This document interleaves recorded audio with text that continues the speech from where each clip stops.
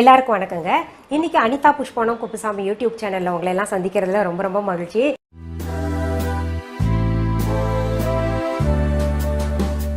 இன்னைக்கு பாத்தீங்கன்னா நான் உங்களுக்கு ஒரு புது வகையான தொக்கு சொல்லி தர போறேங்க. மாங்காவை வச்சு தொக்கு செய்யறது. அதான் வெறும் மாங்காய் கிடையாதுங்க. மாங்காய் தொக்கு எல்லாருக்குமே தெரியும். மாங்காவும் பச்சை மிளகாயும் சேர்த்து செய்யக்கூடிய ஒரு வடநாட்டு ஸ்டைல்ல செய்யக்கூடிய ஒரு தொக்குங்க. ரொம்ப சுவையா இருக்கும். எல்லாத்து கூட தொட்டுக்கலாங்க. நான் அப்புறமே என்ன சொல்றேன், எது கூட நம்ம சாப்பிடலான்றது உங்களுக்கு பிறகு சொல்றேன். முதல்ல அதற்கு தேவையான பொருட்கள் என்னென்னு பார்த்துடலாம். மாங்காய் 2 நான் இப்படி நறுக்கி வச்சிருக்கேன் பாருங்க, இந்த மாதிரி. 30 பச்சை மிளகாய் 2 கீறி வச்சிருக்கேன். ஓமம் 1½ டீஸ்பூன், மஞ்சள் தூள் 1/2 டீஸ்பூன், மல்லித்தூள் 1 டீஸ்பூன், உப்பு தேவையான அளவு, எண்ணெய் தேவையான அளவு. இந்த மாங்காய் பார்த்தீங்களா, உங்களுக்கு காம்போட பிச்சுட்டு வந்திருக்கோம். எங்கேருந்து தெரியுமா? எங்கள் தோட்டம் கிடையாது. நாங்கள் புஷ்பவனம் கிராமத்துக்கு போயிருந்தோங்க. இப்போ அங்கே மரத்தில் பார்த்தீங்கன்னா அப்படி காய்ச்சி அப்படியே கையை கெட்டின தூரங்க தொங்கிட்டு இருக்கு. கிட்டத்தட்ட ஒரு மாமரத்தில் ஒரு 500 காயாவது இருக்கும். மூட்டை நிறையா கொண்டு வந்தவங்க. இப்போ உங்களுக்கு இந்த மாங்காய் பச்சை மிளகாய் தொக்கு வடநாட்டில் தான் செய்வாங்க. அதுக்கு பேர் பார்த்தீங்கன்னா கட்டாயி மிர்ச்சிம்பாங்க.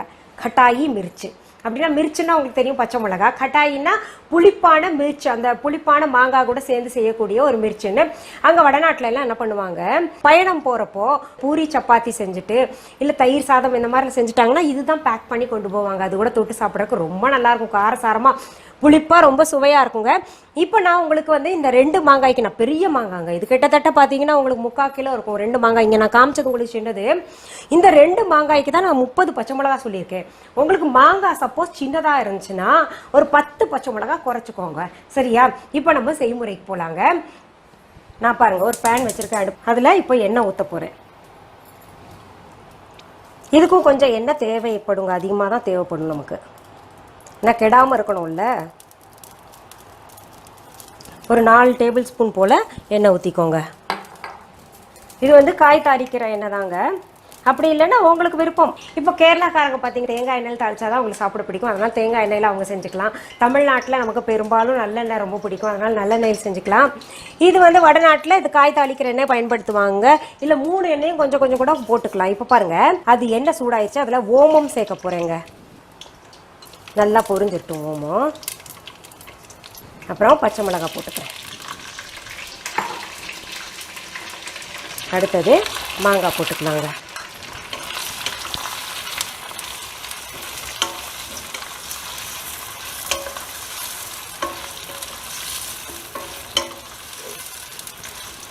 இதில் இப்போ உப்பு போட்டுக்கலாங்க.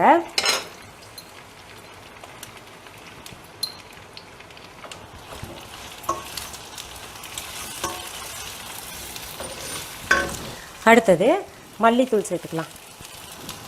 மல்லித்தூள்லாம் சும்மா வாசனைக்கு தான். அடுத்தது மஞ்சத்தூள்.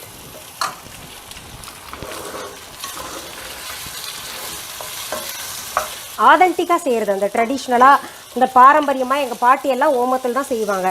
நிறைய பேர் இப்போ அதை மறந்துட்டாங்க. ஓமத்தில் தாளிக்காமல் கடுகில் தாளிச்சுக்கிட்டு இருக்காங்க. அது மறுபடியும் நான் நினைவுபடுத்துறதுக்காக ஓமத்தில் இப்போ தாளித்து காமிச்சிருக்கேன் பாருங்கள். ஓமம் தான் நல்லா சுவையாகவும் இருக்கும், நல்ல மணமாகவும் இருக்குங்க இதுக்கு.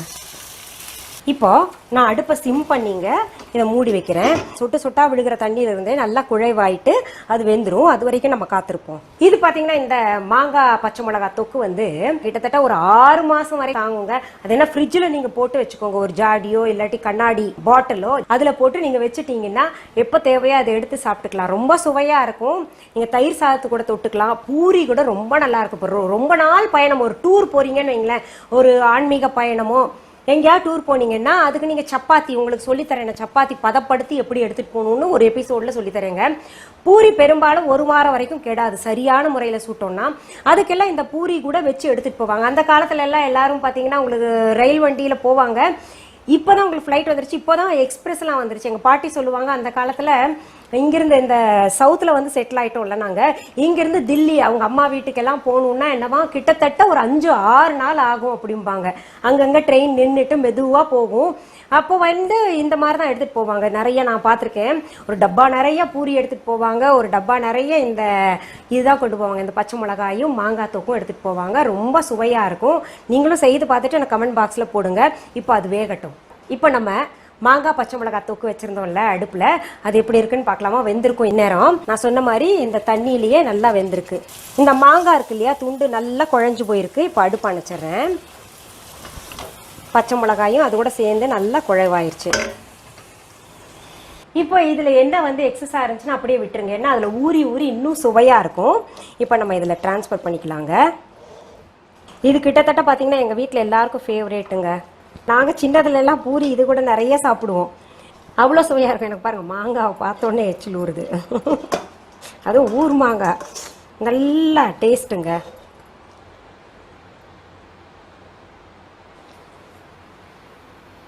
இதை பார்க்குற இந்த கேரிங்காக இருக்கக்கூடிய பெண்களுக்கு ரொம்பவே நாக்கில் வச்சு, நான் கேரிங்காக இருக்கும்போது இது நிறைய செஞ்சு சாப்பிட்டேங்க. கிட்டத்தட்ட பார்த்தீங்கன்னா காரம், அந்த நேரத்தில் கார சாரமாக நல்லா புளிப்பாக கேட்கும்ல, இது செஞ்சு செஞ்சு வச்சுப்பேன் நான். நல்ல மோர் சாதத்தை குழைச்சிட்டு இது வச்சு தொட்டு தொட்டு சாப்பிடுவேங்க. இப்போ கூட பார்த்தீங்கன்னா நான் இட்லி தோசை கூட இது இருந்ததுன்னா வீட்டில் சட்னியெல்லாம் எனக்கு தேவையில்லை, இதுதான் தொட்டுக்கிட்டு சாப்பிடுவேன். ரொம்ப சுவையாக இருக்கும்.